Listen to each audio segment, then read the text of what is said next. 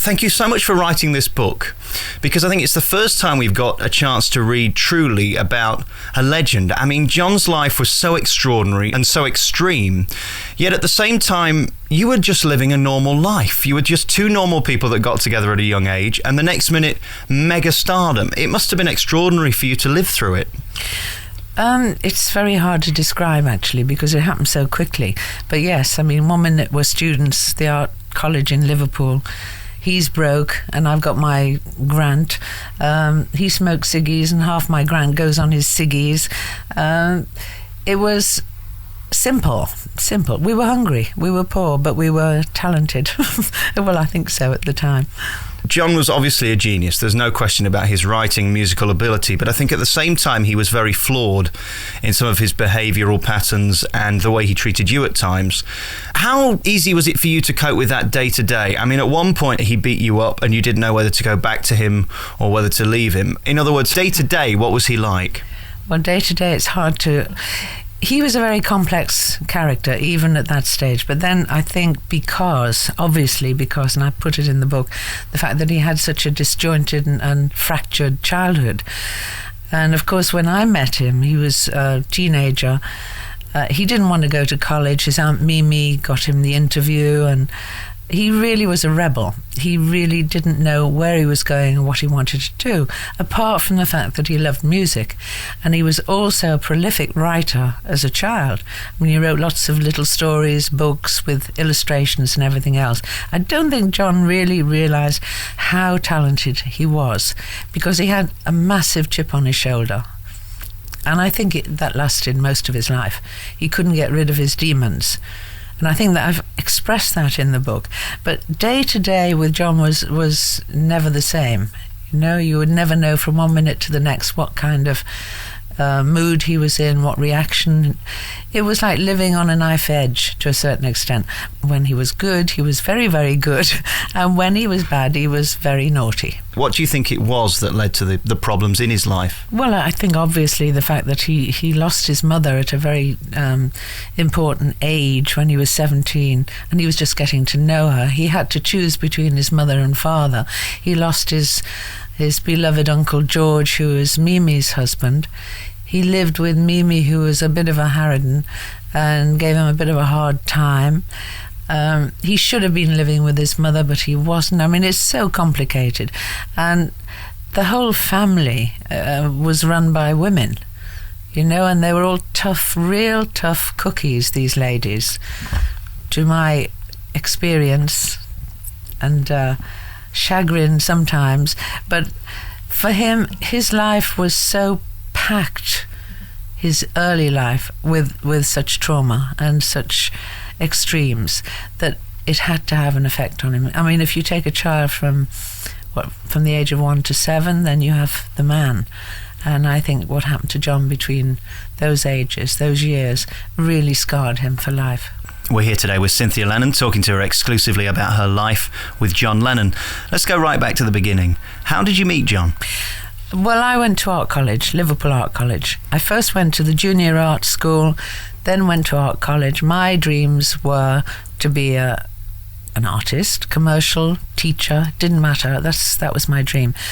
Only I met up with this guy who happened to be not very popular with the lecturers and everybody else. He just happened to be there. And every time I saw him, he would be surrounded by sycophants, and they'd all be falling about laughing. And I thought, every time I looked at him, I thought, you know, what's this guy got? I mean, he was a real scruff. He was a real teddy boy. He looked as though he'd punch you as soon as look at you. And he ended up in the class that I was in, which was a lettering class. He didn't want to be there. And of course, being the student that I was, I had everything perfect. You know, I was a perfectionist. I had all the right paints, rulers, brushes, pencils, and he sat behind me and kept borrowing, and I never got them back. And then eventually, you know, I kept thinking, I don't know, I really don't understand this guy, but I quite liked him because he was so outrageous. And he made everybody laugh. And there was one particular day when we were all testing each other's eyes on the blackboard where we were. And we both found out that our eyesight was identical. So that was the connection, you know. What happened next? Well, during that period when he used to walk in with a guitar over his shoulder, looking as though he was about to kill somebody. But this particular day, he came in and he just sat in a corner, and everybody else went for lunch, and I was still trying to gather all my pens, pencils and things that he'd nicked, and he just sat in the corner and he played Ain't She Sweet all the way through. And I just looked at him and I thought, well, that's for me. I mean, he just blew me away because I saw a completely different side of him. And from then on, it was like, it took quite a while, but we had a party at college, breaking up time, and we got some records, not CDs as they are now, records, and a bit of booze in, and it was the end of term. And he turned up and we danced, and that was it. He was very caring towards you, and reading some of the letters that he wrote, I mean, he was besotted with you. I love you, I love you, I love you. I think he wrote 50,000 times on this one letter. Our first Christmas together, yes. I don't know, he obviously saw something in me that wasn't so obvious, and I saw something in him that wasn't so obvious. But they do say that opposites attract. And I think we had a situation where I just lost my father when I was 17. He'd lost his mother through a tragic car accident when he was 17. And I think that even though we didn't talk about it and I didn't know about it at the time, I think that must have drawn us together because we had an empathy about tragedy. You know, it's as simple as that. But we were both creative. We both did artistic things. His artistic way was slightly different to mine. I did it by the book, he didn't. And I think that was just it. And then, of course, he loved Brigitte Bardot. So I grew my hair and I went blonde, hill-tone blonde. So he had his own little Brigitte Bardot. You mentioned the tragedy that beset both of you. It seems to me that you got strength out of the tragedy and the adversity, but John took it as an affront and became angry. He seemed very angry and bitter in parts of the book. He was. He couldn't let it out. He was not. He couldn't express himself. The way John expressed himself was with wicked humour and with his cartoons. I mean, everybody knows about his unbelievably cruel and cartoons about cripples, and I mean there was nothing nice that came out of his artistry at that time, and his humour was cruel, and he used to sort of annihilate people with his humour.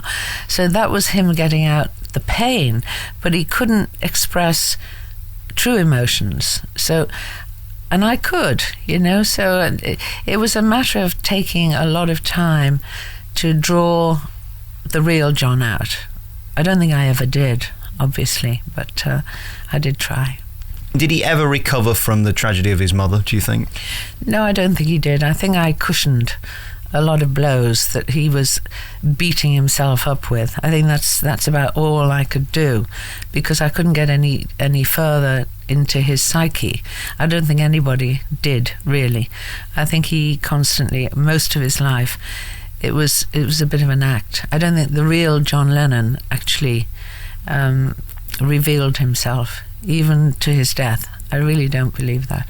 You write in the book, as you said earlier, about his comments regarding disabled people and also homosexuality. He wasn't complimentary at all. Was this just a facade? Was this just an act? Or did he really not like these type of people? No, I think he was frightened. I think he was terrified. And I think he liked to shock. His way of grabbing attention was shocking people. And I think that has proved itself right through most of his life. He was an exhibitionist through shocking people and shocking, when anybody thought they knew him, he'd make sure that they didn't by shocking them. The irony, though, is when he was at his peak with the Beatles, they couldn't have been more mainstream, really, in a way. If you think of their music now, I mean, the music was nice. I mean, they were rock and roll, but it was nice. There wasn't anything as extreme, and certainly the image of the band wasn't extreme at that time. Well, I think to the Americans it was, to a certain extent. These long-haired louts from Liverpool or whatever. I mean, long hair, if you look at hair, I mean, it wasn't long at all. It was ridiculous how they were vilified for being scruffy. I mean, they were suited and they had beautifully coiffured, quite long hair, but not outrageous compared to the Stones in that respect. But they were four together. They were a unit, and their music was them, the four of them together. And that's the magic that they produced. They were the best of mates. They were their own family.